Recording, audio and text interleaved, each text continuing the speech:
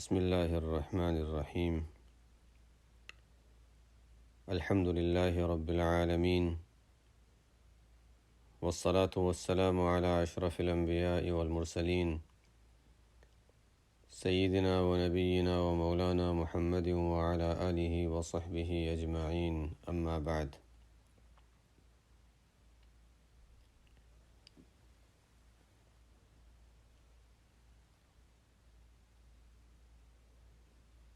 وعن أنس رضي الله تعالى عنه عن النبي صلى الله عليه وسلم قال: لا يؤمن أحدكم حتى يحب لأخيه ما يحب لنفسه، متفق عليه. حضرت انس بن مالک رضی اللہ تعالی عنہ سے روایت ہے، نبی کریم صلی اللہ علیہ وسلم سے نقل فرماتے ہیں، آپ صلی اللہ علیہ وسلم نے ارشاد فرمایا، تم میں سے کوئی شخص مؤمن نہیں ہو سکتا یہاں تک کہ اپنے بھائی کے لیے وہ بات پسند کرے، وہ چیز پسند کرے جو اپنے لیے پسند کرتا ہے۔ روایت کا مفہوم واضح ہے۔ بھائی سے مراد وہ بھائی والا رشتہ جو اسلام کے ذریعے سے جڑا ہے، اور پہلے جس کا تذکرہ آیا ہے کہ جتنے مسلمان ہیں، مرد ہوں عورتیں ہوں، یہ اسلام والے رشتے کی بنیاد پر، اسلام والی نسبت کی بنیاد پر آپس میں بھائی بہن ہیں۔ شرعی احکام کے لحاظ سے حقیقی بھائی بہن اور اسلامی بھائی بہن میں احکام کے لحاظ سے فرق ہوگا، اور ہے بہت سی جگہوں پر۔ یہاں پر جو فرق نہیں ہے اس کو بتانا مقصد ہے کہ اس چیز میں کوئی فرق نہیں۔ ہاں اتنا ہے، فرق اس لحاظ سے ہے کہ اپنے بھائی بہن جو حقیقی ہیں ان کے لیے اس کی تاکید زیادہ ہے، اور جو حقیقی بھائی بہن نہیں ہیں، رشتہ دار نہیں ہیں، ان کے لیے اس کی تاکید ان کے مقابلے میں کم ہے۔ اجنبی ہوں، غیر ہوں، جن کو ہم کبھی جانتے نہیں، لیکن ہر مسلمان سے ہمارا رشتہ جو جڑا ہوا ہے آپ صلی اللہ علیہ وسلم کے ذریعے، اللہ تعالیٰ پر ایمان لانے کے ذریعے، اس کا تقاضا یہ ہے کہ جو انسان اپنے لیے کوئی بات پسند کرتا ہے دوسرے کے لیے وہی پسند کرے۔ اور اگر دیکھا جائے تو آپ صلی اللہ علیہ وسلم کی صحابہ کی تعلیمات تو ہمیں یہ بتاتی ہیں کہ غیر مسلموں کے لیے بھی آپ صلی اللہ علیہ وسلم نے کتنی ہمدردی، خیرخواہی کی تعلیمات دی ہیں۔ یہاں پر لأخیہ جو بھائی کا تذکرہ ہے اسلامی رشتے کی بنیاد پر، تو یہ عام طور پر اس طرح کی قید بیان کی جاتی ہے اس لیے کہ مسلمانوں کو مسلمانوں ہی سے واسطہ پڑتا ہے، ایک دوسرے سے لین دین وغیرہ، آنا جانا، کھانے پینے کا سلسلہ، تو اس لیے خاص طور پر یہ قید بڑھائی جاتی ہے، ورنہ اصل تو تمام انسانوں کے ساتھ، اور پہلے آ چکا ہے، تمام جانداروں کے ساتھ، جانوروں کے ساتھ بھی خیرخواہی یہ اسلام کی تعلیمات میں ہے۔ بہرحال حدیث کا مفہوم واضح ہے کہ دوسرے مسلمان کے لیے ایک مسلمان کے دل میں جذبہ کیسا ہو، یہ سوچے کہ میں اس کی جگہ ہوتا تو مجھے کیا پسند ہوتا۔ ایک شخص غلطی بھی کر لیتا ہے، ہم یہ کہ نہیں سامنے والے نے غلط کیا اس لیے اس کو ہم نے اس طرح اس کے ساتھ ہم نے جو انداز اختیار کیا اس وجہ سے کیا ہے۔ ہم یہ سوچیں کہ ہم سے اس قسم کی غلطی ہو جاتی تو کیا ہم یہ پسند کرتے کہ ہمارے ساتھ بھی اس طرح کا معاملہ کیا جائے؟ اپنے آپ کو اس کی جگہ رکھ کر انسان سوچے، جو کہ ہوتا نہیں، اور اس کی وجہ ہے کہ ایمان کامل نہیں ہے۔ ہر شخص اپنے بارے میں سوچ سکتا ہے۔ ہم جب دوسرے سے کوئی بات کہتے ہیں، دوسرے کے ساتھ کوئی معاملہ کرتے ہیں، تو کیا ہم یہ سوچتے ہیں کہ میں اس کی جگہ ہوتا تو میں کیا پسند کرتا، اور ہم بھی وہی کریں، ہم ان کے ساتھ وہی کریں جو ہم یہ چاہیں کہ ہمارے ساتھ کیا جائے؟ اگر یہ ہے تو اس کا مطلب یہ ہے کہ ایمان کامل اللہ تعالیٰ نے دیا ہے، بڑی نعمت ہے، یہ بڑی نعمت ہے۔ اور اگر یہ بات نہیں ہے، اس کا مطلب ہے کہ ایمان میں کمی ہے، اور عام طور پر جن کے ایمان میں کمی ہوتی ہے تو دل میں خیال ہوتا ہے اس میں کیا ہو گیا، جس کو کہتے ہیں عیب پر مزید عیب۔ ایک تو ایمان بھی ناقص، اور ایمان ناقص ہونے کے ساتھ پھر یہ بھی ہے کہ اچھا اس میں کیا ہو گیا۔ بہرحال یہ کوئی اچھی چیز نہیں ہے اور انسان کو اس چیز کا اہتمام کرنے کی ضرورت ہے، اور یہ آپ صلی اللہ علیہ وسلم چاہتے تھے کہ ہر مسلمان ایسا ہو جائے۔ فضیلت ہم رہنے دیں، ایمان کامل ہم رہنے دیں، ہم بس یہ سوچیں کہ ہمارے پیغمبر صلی اللہ علیہ وسلم ہمارے بارے میں یہ چاہتے ہیں کہ ہم ایسے بن جائیں، بس اس بنیاد پر ہی ہم آگے بڑھنے کی کوشش کریں تو ہو سکتا ہے کہ ہمارے اندر یہ جذبہ پیدا ہو جائے۔ چلو ہمارے محسن صلی اللہ علیہ وسلم، نبی کریم صلی اللہ علیہ وسلم، جن کے ہم پر اتنے احسانات ہیں، ان کی خواہش ہے، اللہ تعالیٰ یہ چاہتے ہیں، آپ اللہ تعالیٰ کے پیغمبر نے تعلیم دی، ان کی یہ خواہش ہے، بس اس لیے ہم کر لیتے ہیں۔ باقی اس حدیث میں مفہوم تو واضح ہو گیا۔ اس حدیث میں مزید تفصیل یہ ہے کہ جن حضرات محدثین نے تمام احادیث کو سامنے رکھ کر ان احادیث کا خلاصہ کیا ہے، 4 حدیثوں میں ان میں سے ایک حدیث یہ ہے۔ پہلے بھی اس کا تذکرہ آیا تھا کسی جگہ، اس لیے کہ پہلے ایک حدیث آ چکی ہے، انما الاعمال بالنیات۔ تو تمام احادیث کا خلاصہ اگر دیکھیں، امام ابو داؤد رحمۃ اللہ علیہ بڑے محدث گزرے ہیں، انہوں نے 5 لاکھ حدیثیں، 5 لاکھ حدیثیں انہوں نے لکھی ہیں، اور 5 لاکھ حدیثوں میں سے انہوں نے تقریباً 5000 حدیثیں، 5 لاکھ میں سے 5000 حدیثیں اپنی کتاب سنن ابی داؤد، جو ابو داؤد شریف کہلاتی ہے، اس میں جمع کی ہیں۔ ان میں سے وہ فرماتے ہیں کہ انسان کے لیے 4 حدیثیں کافی ہیں، تمام احادیث کا خلاصہ 4 حدیثیں ہیں، کافی ہیں کا مطلب یہ کہ خلاصہ اور نچوڑ 4 حدیثیں ہیں، اور وہ 4 حدیثیں ان میں سے ایک انما الاعمال بالنیات ہے، ایک یہ ہے لا یؤمن احدکم حتی یحب لاخیہ ما یحب لنفسہ۔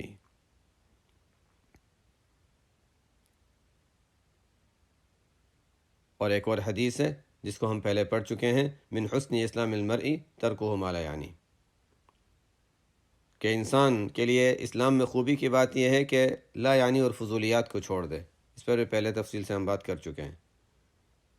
اور ایک اور حدیث ہے الحلال بین والحرام بین وبینہما امور مشتبہات، وہ انشاءاللہ کہیں اور آ جائے گی۔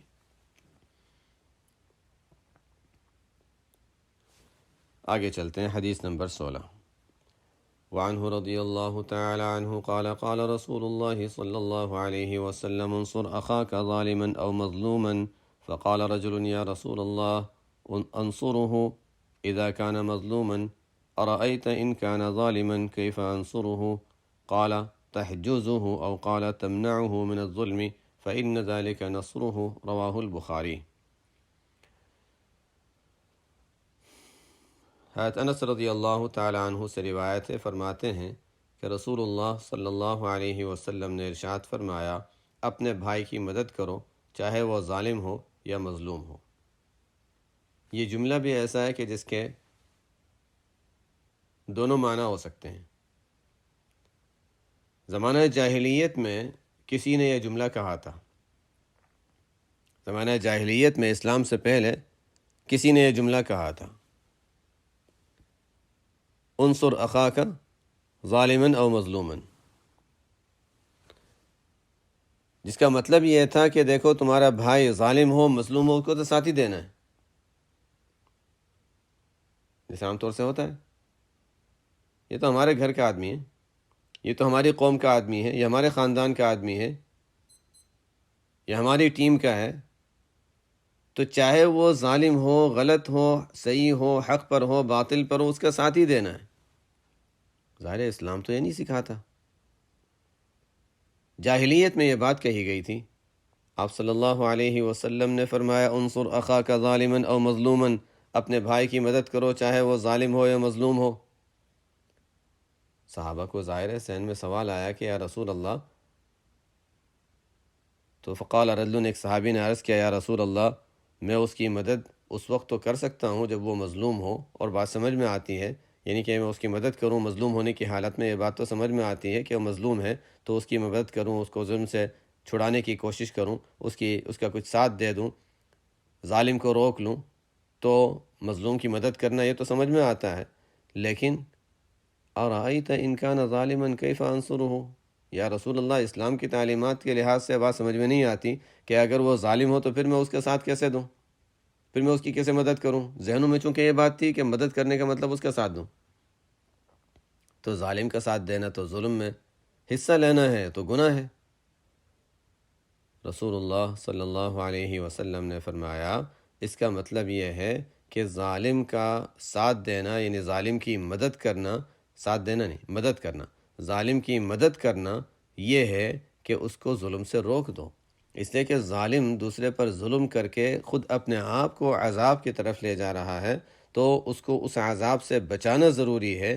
عذاب سے بچانے کے لیے اس کو ظلم سے روکنا پڑے گا۔ کوشش کرو کہ یہ شخص ظلم سے رک جائے۔ تحجزہ فرمایا یا تمنعہ فرمایا، راوی کو شک ہے کہ آپ صلی اللہ علیہ وسلم نے ان دونوں میں سے کون سا جملہ، کون سا لفظ استعمال فرمایا تھا، لیکن یہ تھا کہ اس کو روکنا۔ مقصد دونوں کا ترجمہ ایک ہے، روکنا، کہ اس کو روک دو ظلم کرنے سے۔ ایک شخص گناہ کرتا ہے، ہم کہتے ہیں وہ کر رہا ہے، اس کو کرنے دو، نہیں، کوشش کریں کہ اگر وہ رک سکتا ہو تو رک جائے۔ لیکن بہت سی مرتبہ روکنے میں فتنہ بڑھتا ہے، سامنے والا بجائے رکنے کے اور ضد پہ آتا ہے۔ کبھی کبھی تو انسان کو گناہ سے روکنے کی وجہ سے انسان کفر تک پہنچ جاتا ہے، عجیب معاملات ہو جاتے ہیں۔ انسان کو غلط کام سے روکا، کہا کہ نہیں یہ کوئی نہ، اس میں کوئی ناجائز کی بات نہیں ہے، نہیں میں نہیں مانتا۔ بالکل ہی جو چیز قطعاً حرام ہے اور حرام چیز کو انسان حلال کہہ دے، انسان کے ایمان خطرے میں پڑ جاتا ہے۔ فرض عمل ہے، انسان عمل کے لیے آگے نہیں بڑھ رہا، ہم کہہ دیتے ہیں کر لو، میں نہیں کرتا۔ تو اس لیے حکمت، ادعو الی سبیل ربک بالحکمت والموعظۃ الحسنہ، یہ بھی ضروری ہے کہ حکمت اور اچھے طریقے سے اچھا انداز اختیار کرنا یہ ضروری ہے۔ سامنے والے کی خیر خواہی مقصد ہونی چاہیے، اپنی ذمہ داری پوری کر کے فارغ ہونا مقصد نہیں ہونا چاہیے۔ یہ بھی بات پہلے آ چکی ہے۔ تو خیر، آپ صلی اللہ علیہ وسلم نے فرمایا کہ ظالم کو ظلم سے روکنے کی کوشش کر سکتے ہو، کر لو، مظلوم کو بچا سکتے ہو، بچا لو، یہ ہے دونوں کی مدد کرنا۔ فَإِنَّ ذَلِكَ نَصْرُهُ، ظلم سے ظالم کو روک دینا، یہی اس کی مدد ہے۔ حدیث نمبر 17، وعن ابی ہریرہ رضی اللہ تعالی عنہ قال، وعن ابی ہریرہ رضی اللہ تعالی عنہ ان رسول اللہ صلی اللہ علیہ وسلم قال، حق المسلم علی المسلم خمس، رد السلام وعیادة المریض واتباع الجنائز وإجابة الدعوة وتشميت العاطس، متفق علیہ۔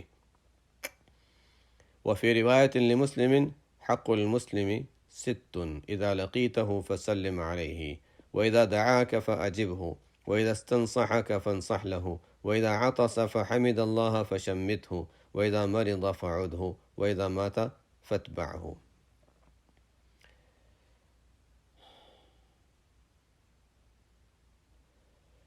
یہ دو روایتیں ہیں، ایک روایت ہے جو بخاری مسلم دونوں میں ہے، دوسری روایت مسلم شریف میں ہے، دونوں میں تھوڑا سا فرق ہے۔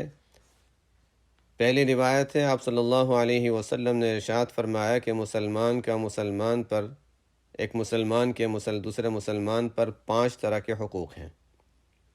یعنی ہمیں اسلام کا رشتہ جو جوڑتا ہے، جس کی بنا پر ہم بھائی بنے، آپس میں بھائی بھائی بنے، بہنیں بہنیں بنی، تو یہ اخوت کا جو رشتہ اسلام سے جڑتا ہے، اس بنیاد پر ہمارے ذمہ کوئی ذمہ داریاں آتی ہیں۔ ایک ذمہ داری کیا؟ رد السلام، کہ کوئی سلام کرے تو اس کو سلام کا جواب دینا، کوئی سلام کرے تو اس کو سلام کا جواب دینا۔ اسی کے متعلق ہم جب آگے دیکھتے ہیں، وہ فی روایت لمسلم، اس میں ہے کہ مسلمان کے مسلمان پر 6 حقوق ہیں۔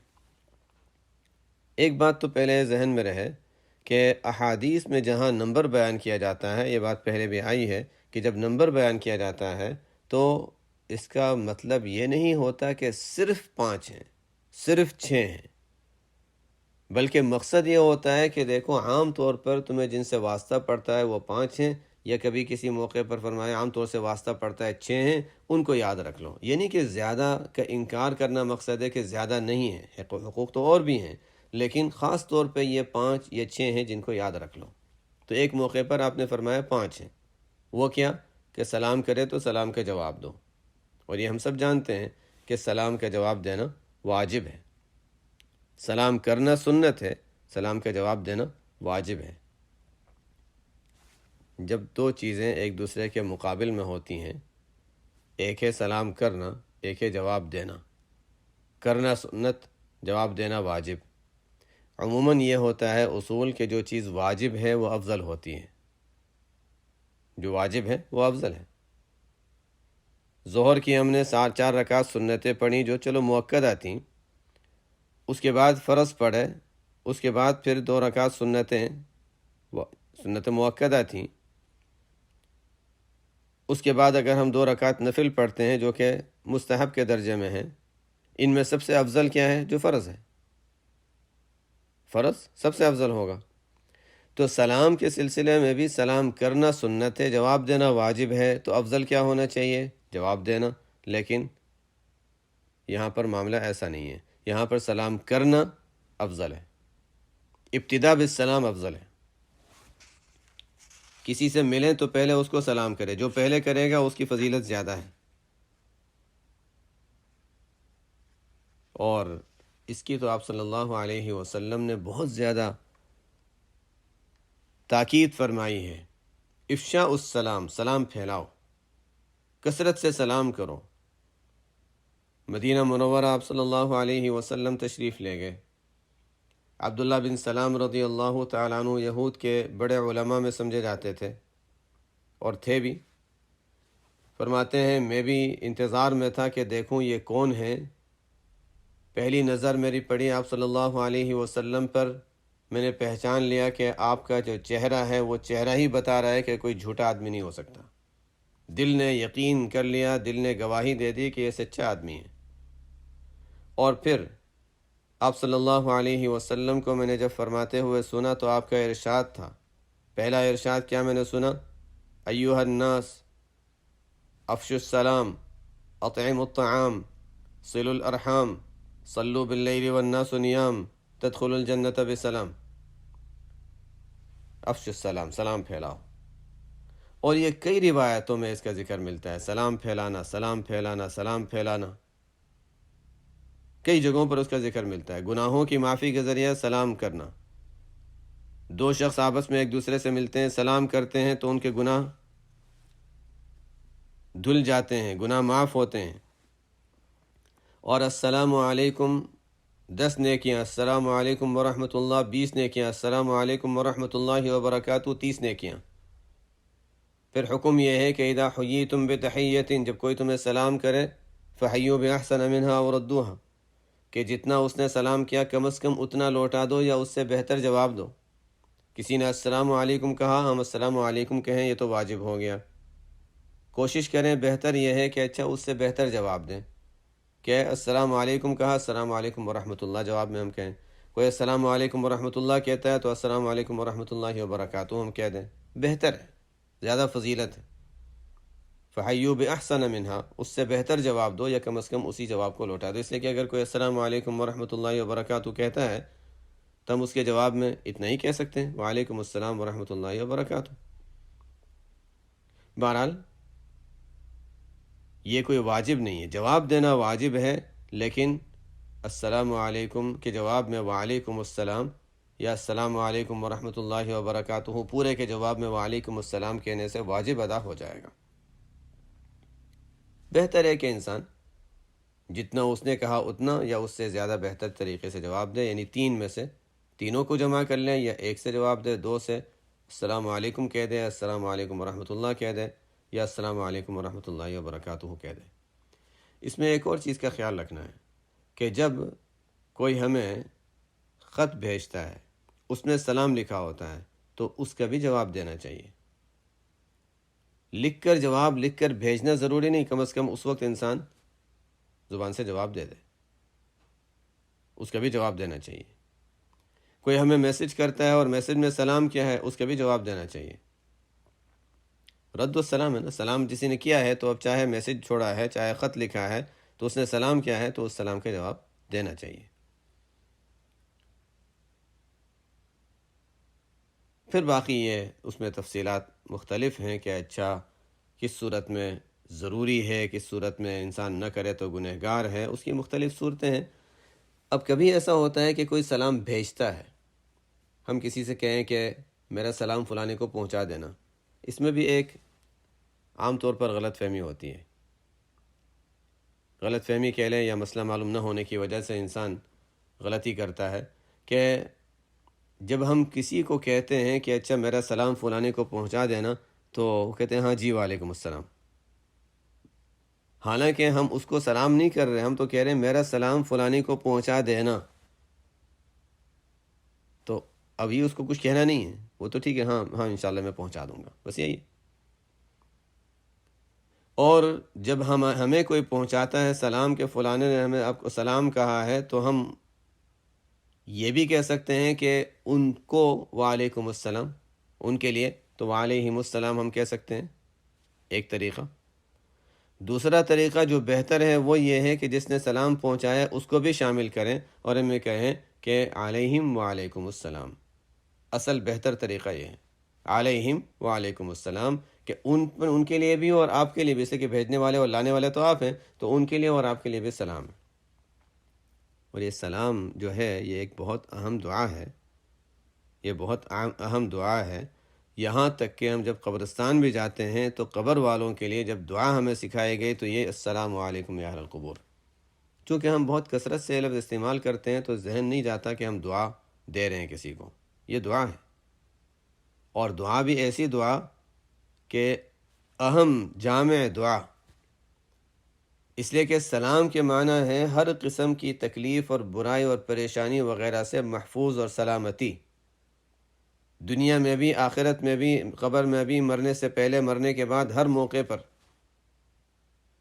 تو اس میں تو سب کچھ آ گیا۔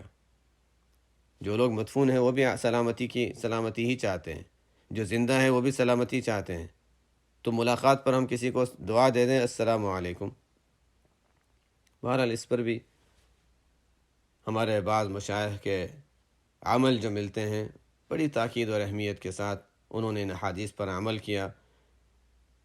دارالعلوم دیوبند کے ایک بہت بڑے استاد حدیث بھی اور فقہا میں بھی سمجھے جاتے تھے، بڑے مفتی تھے، اور ادب میں بھی اللہ تعالیٰ نے ان کو ایک خاص مقام دیا تھا، شیخ الادب کہلاتے تھے، مولانا اعزاز علی رحمۃ اللہ علیہ۔ ان کے بارے میں معروف تھا کہ کبھی ان کو کوئی پہلے سلام نہیں کر سکتا، وہ جیسے ہی کسی کو دیکھتے فوراً سلام کر دیتے تھے، موقع ہی نہیں ملتا تھا، کسی سامنے والے کو موقع ہی نہیں ملتا تھا کہ وہ کوئی آ کر پہلے سلام کرے، چھوٹا ہو بڑا ہو طلبہ ہو کوئی بھی ہو، وہ پہلے سلام کر لیتے تھے۔ بعض طلبہ تو کوشش کرتے تھے کہ اچھا کسی طریقے سے ان کو پہلے سلام کر لیں، تو کیسے کبھی کبھی چھپ کر بیٹھ جاتے تھے، وہ کہیں سے گزرنے والے چھپ کر بیٹھ گئے، اچانک سے السلام علیکم، ورنہ کوئی طریقہ نہیں تھا ان کو پہلے سلام کرنے کا۔ ابتدا بالسلام جو ہے نا، اس کی فضیلت جن مشائخ نے اس کو سمجھا، اس کی اہمیت کو سمجھا، انہوں نے اس پر بہت اہتمام سے عمل فرمایا۔ بہرحال سلام بھی ایک حقوق میں سے آتا ہے، جس کو آگے بیان کیا، اذا لقیتہ فسلم علیہ، اور سلام کوئی کرے تو اس کو جواب دینا، یہ بھی بڑی اہمیت رکھتا ہے۔ وعیادۃ المریض، بیمار کی عیادت کرنا۔ کوئی مسلمان بیمار ہو جاتا ہے، آپ صلی اللہ علیہ وسلم تو غیر مسلم اگر ہوتا اور اس نے بھی کوئی احسان کیا، کوئی خدمت کی ہے، اس کی بھی عیادت کے لیے تشریف لے جاتے تھے، اس کا بھی احادیث میں ذکر ملتا ہے، صحیح روایتوں میں۔ بیمار کی عیادت کرنا، بیمار کی عیادت کرنا، کوئی بیمار ہو جائے اس کو، بیمار کی عیادت میں ایک تو یہ ہوتا ہے کہ بیمار کی جب عیادت کرتے ہیں تو اس کو ہم جا کر کچھ دعا دے دیں گے۔ کیا دعا دیں گے؟ اللہ تعالیٰ آپ کو شفا دے، اور اگر مسنون دعائیں کو یاد ہوں، اسأل اللہ العظیم رب العرش العظیم ان یشفیک 7 مرتبہ پڑھ دیں، اذهب البأس رب الناس واشف انت الشافی لا شفاء الا شفاءک شفاء لا یغادر سقما، یہ بھی حدیث میں آتا ہے۔ کوئی دعا یاد ہے مسنون دعاؤں میں سے وہ پڑھ لیں، سنت پر عمل، اس کی فضیلت حاصل ہو جائے گی، عیادت المریض کی فضیلت حاصل ہو جائے گی، اور بڑی فضیلتیں بیان کی گئی ہیں۔ بیمار کی عیادت کی تو بہت سی فضیلتیں بیان کی گئیں، اس لیے کہ بیمار پر اللہ تعالیٰ کی رحمتوں کا نزول ہوتا ہے۔ کوئی وہاں جاتا ہے تو وہاں بیٹھنے والے کے لیے بھی ایسا ہے گویا کہ وہ جنت کے باغیچے میں پہنچ گیا ہے، اللہ تعالیٰ کی رحمتوں میں داخل ہو گیا ہے۔ بیمار کی دعا قبول ہوتی ہے اس کے پاس بیٹھنے والے پر بھی رحمتوں کا نزول ہوتا ہے۔ لیکن ہوتا کیا ہے، کوئی بیمار ہوا تو ہم سوچیں گے کہ ہم بھی بیمار ہوئے تھے، فلانا تو ہمارے پاس نہیں آیا تھا، ہم کیوں جائیں؟ فلانا وہ تو میرے پاس نہیں آیا تھا جب میں بیمار ہوا تھا، تو میں کیوں جاؤں؟ اگر وہ ثواب حاصل نہیں کر سکا کسی وجہ سے، بیچارہ محروم رہ گیا، تو ہم کیوں اپنے آپ کو ثواب سے محروم رکھیں؟ عیادت المریض۔ تو ایک تو ہمارے اندر یہ مسئلہ آ جاتا ہے کہ وہ نہیں آیا تھا تو ہم کیوں جائیں، وہ نماز نہیں پڑھتا تو ہم کیوں نماز پڑھیں، وہ جنت میں نہیں جانا چاہتا میں کیوں جنت میں جاؤں، ایسا ہی ہو گیا۔ تو عیادت المریض۔ تو ایک تو ہمارے اندر یہ ایک رکاوٹ آ جاتی ہے، وہ نہیں آیا تھا تو میں کیوں آؤں۔ اور دوسرا یہ کہ اب بیمار کی عیادت کے لیے گئے ہیں، اچھا میں بیمار ہوا تھا تو فلانا آیا تھا، مجھے بھی جانا پڑے گا، نہیں جاؤں گا تو برا لگ جائے گا، تو اب ہم جا رہے ہیں، کیوں جا رہے ہیں؟ اس لیے کہ اس کو برا نہ لگ جائے۔ اب رسم کی پابندی کی وجہ سے جا رہے ہیں، ثواب کے لیے نہیں جا رہے ہیں۔ اس لیے جائیں کہ اس میں فضیلت ہے، اللہ اور اللہ کے رسول کی رضامندی ہے، اس لیے ہم جا رہے ہیں۔ نہیں، ہم تو اس لیے جا رہے ہیں کہ نہیں جائیں گے تو برا لگے گا، نیت ہی خراب ہو گئی، فضیلت ضائع ہو گئی۔ شیطان کیسے حملہ کرتا ہے؟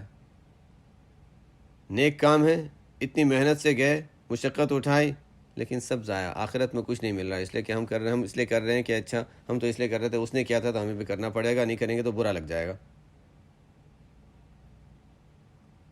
ایک اور چیز اس میں برائی کیا آتی ہے؟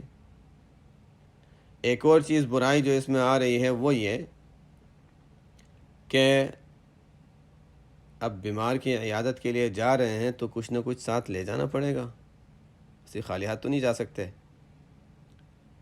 پھول لے جانے پڑیں گے شاید، یا کوئی فروٹ لے جانا پڑے گا۔ خالی ہاتھ جانا اچھا نہیں لگتا، بعد میں ہم کچھ لے کے جائیں گے اور لے کے جانے کا موقع نہیں آیا تو وہ بھی رہ گیا، یہاں پر بھی ہم رسم کی پابندی کی وجہ سے رہ گئے۔ نہیں، ہم تو وہاں جا رہے ہیں اس لیے کہ اس میں حدیث میں ہمیں ترغیب دی گئی اور اس کی فضیلت بیان کی گئی، اس میں اللہ تعالیٰ کی رضامندی ہے، اس لیے ہم جا رہے ہیں۔ اور وہاں جا کر کبھی ایسا ہوتا ہے کہ اچھا یہ تو کوما میں ہے، اس کو تو پتہ بھی نہیں چلے گا تو ہم کیوں جائیں۔ آپ صلی اللہ علیہ وسلم ایسے صحابی کی عیادت کے لیے بھی تشریف لے گئے کہ وہاں پہنچے تو ان کو پتہ بھی نہیں چلا کہ آپ گئے۔ جب جاتے ہیں تو انسان خالص نیت کے ساتھ جائے، اس میں فائدہ یہ ہوگا کہ ہمیں ایک تو فضیلت حاصل ہوگی، دوسرا یہ کہ اگر وہ ہوش میں ہے تو اس کو خوشی ہوگی، اور اس کے گھر والے وہاں موجود ہوں گے، ان کے لیے تسلی ہوگی۔ اصل مقصد اللہ کی رضامندی ہو، باقی چیزیں ضمناً حاصل ہو ہی جائیں گی۔ ورنہ ٹھیک ہے، اس کو نہیں پتہ چلے گا تو ہم کیوں جائیں، اس کو تو پتہ بھی نہیں چلے گا، اس کو نہیں پتہ چلے گا تو اس کے متعلقین کو تو پتہ چلے گا، ان کو تو دل خوش ہوگا۔ کسی کا دل خوش کرنا یہ بھی تو ثواب کا کام ہے، چاہے بیمار کا ہو یا چاہے اس کے گھر والوں کا ہو۔ اگر صرف اسی کے لیے جا رہے ہوتے تو پھر جنازے میں جانے کی بھی نہیں ضرورت تھی۔ آگے ہے وہ اتباع الجنائز۔ بہرحال سیدھے سادے طریقے سے ہم دین پر اگر عمل کر لیں تو ہمیں بھی آسانی، فضیلت بھی حاصل ہو اور ہمارا ثواب بھی ضائع نہ ہو۔ ہم بری نیتوں کی وجہ سے، رسم و رواج کی پابندیوں کی وجہ سے اپنا اجر بھی ضائع کرتے ہیں اور بہت سی مرتبہ فضیلت کے موقعوں کو بھی چھوڑ دیتے ہیں۔ وہ اتباع الجنائز، اور جنازوں کے پیچھے چلنا۔ کسی کا انتقال ہو جائے، یہ گھر والوں کی، رشتہ داروں کی بات نہیں ہو رہی، عام ہے، رشتہ داروں میں تو تاکید اور بڑھ جاتی ہے۔ کسی کا انتقال ہو گیا، اچھا جنازے کے ساتھ تو چلے جاؤ۔ نماز جنازہ پڑھنا اس کی فضیلت ہے، نماز جنازہ پڑھ کے دفن کرنے کے دفن سے فارغ ہونے تک اس کے ساتھ رہنا، یہ بھی حقوق میں آتا ہے۔ وہ اجابت الدعوتی، اور اگر وہ دعوت دیتا ہے تو دعوت قبول کرنا۔ کیسی دعوت ہے؟ یہ ہر چیز ایسی ہے کہ اس میں تفصیلات ہیں، لیکن یہاں پر آگے چونکہ ریاض الصالحین میں تو آگے بہت تفصیل سے عنوانات آئیں گے تو وہاں پر انشاءاللہ پھر، لیکن کب وہاں پہنچیں گے یہ معلوم نہیں، لیکن بہرحال آگے تو تفصیل سے یہ عنوانات آئیں گے۔ یہاں تو حدیث کو سمجھنے کے لیے ہم ان باتوں کی وضاحت میں جا رہے ہیں۔ بہرحال اجابت الدعوہ، دعوت میں اصولی بات یہ ہے کہ دعوت انسان دینے والا بھی یہ خیال رکھے کہ سامنے والے کو راحت پہنچانا مقصد ہے، اور جس کی جو دعوت میں جس کو دعوت دی گئی ہے وہ بھی اس کا خیال رکھے کہ دیکھو سامنے والے کا اگر دل خوش کر سکتے ہیں تو کر لیں۔ عام طور پر دونوں طرف سے کوتاہی ہوتی ہے، حالات کی وجہ سے احکام میں فرق آتا ہے۔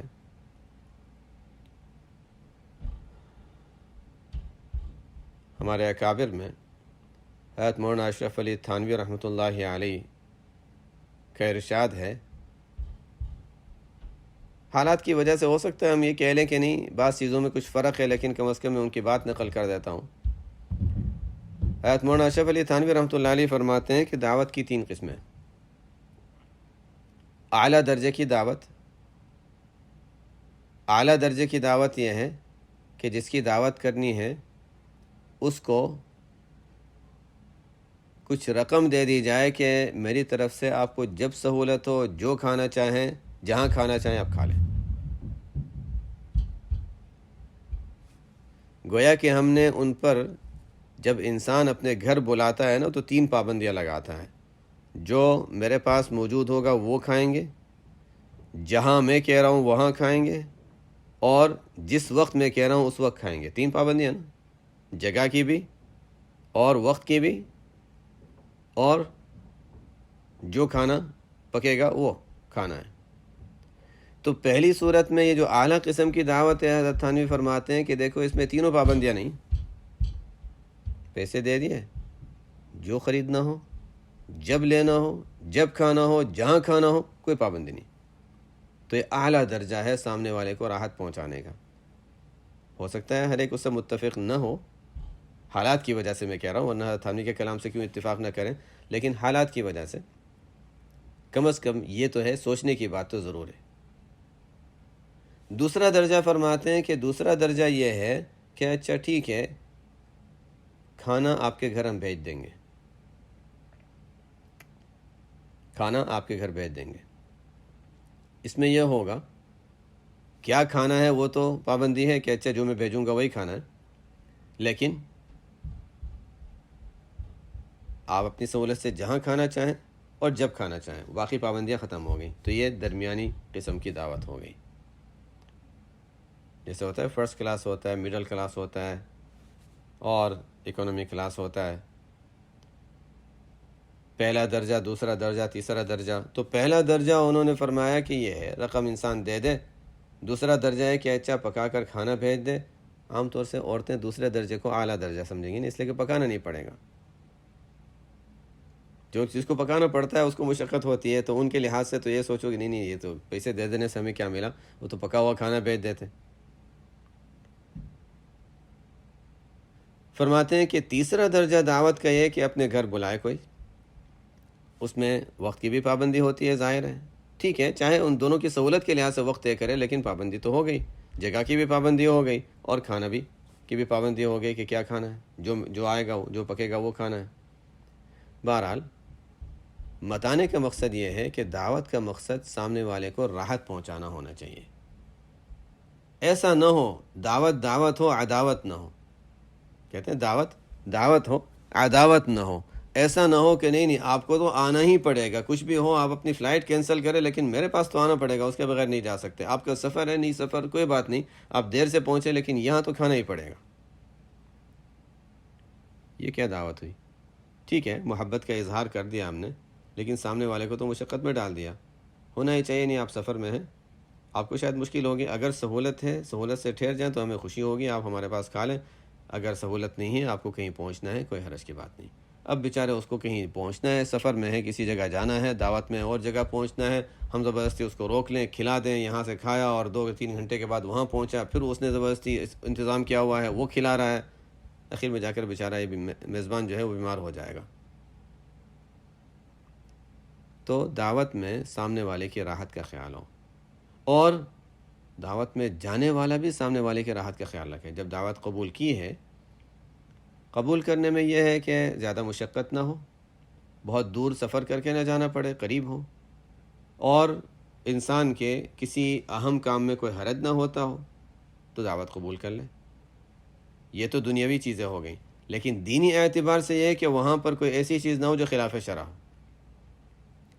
خلاف شرع کوئی چیز نہ ہو. خلاف شرع ہو گیا تو پھر تو دعوت قبول کرنے کی اجازت نہیں ہے.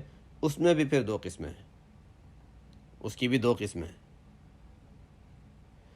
کہ کسی نے دعوت کی اور ہمیں پتہ ہے کہ وہاں پر بعض امور خلاف شرع ہوں گے. اگر وہاں پر خلاف شرع امور میں ہمیں بھی شامل ہونا پڑتا ہے، گانے ہیں اور گانے والی جگہ میں بیٹھنا پڑ رہا ہے، مکس گیدرنگ ہے اسی میں ہم بھی شامل ہو رہے ہیں، تو پھر تو جانے کی اجازت نہیں ہے. اور اگر یہ پتہ ہے کہ وہاں پر خلاف شرع امور ہوں گے لیکن الگ سے بھی انتظام کیا ہوا ہے، جو لوگ شریعت پر عمل کرنا چاہیں وہ الگ سے بیٹھ سکتے ہیں، یعنی جو مسلمان بن کر رہنا چاہیں تو مسلمانوں کے لیے بھی اجازت ہے، جو مسلمانوں والا طریقے پر نہ چلنا چاہیں تو ان کے لیے بھی جگہ ہے. تو ایسی جگہ مسئلے کے لحاظ سے ایسا شخص کہ جس کو دیکھ کر دوسرے لوگ اس کے طریقے پر عمل کرتے ہوں، جو مقتدی سمجھے جاتے ہیں کسی بھی درجے میں، چاہے وہ امام ہوں یا کوئی اس طرح کی ذمہ داری رکھنے والے لوگ ہیں، علماء میں ہوں، جن کو دیکھ کر دوسرے ان کے طریقے پر عمل کرتے ہیں، ان کے لیے جانے کی اجازت نہیں ہے.